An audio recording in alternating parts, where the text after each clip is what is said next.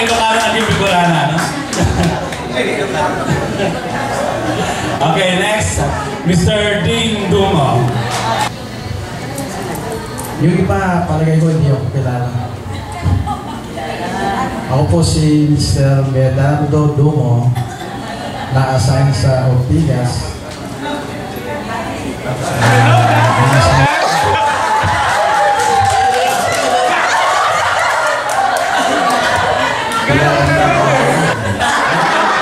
Palagay ko, hindi na kami mag-iwalay niya.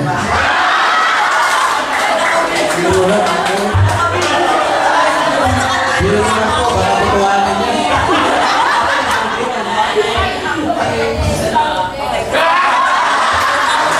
Hindi naman ako magkakos, magkakagtag.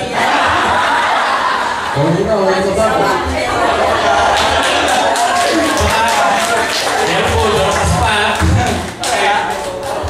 Ngayon naman, natawagin natin mula sa Novaliches Drugstore, si Miss Wilma. Good afternoon, everybody. Happy New Year. Nag-umpisa ako sa Tropical Hat 1984 sa Broadway Centrum with Aki Virgie. Virgie Estrada. Tapos, doon ako pasana ako ng board as pharmacist. Nalipat ako ng Novaliches, Tropical Hat Novaliches.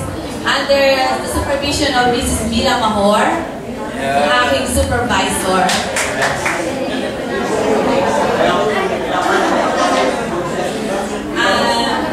Nag-resign ako ng 1988 at nag-punta ko. And then after 7 years later,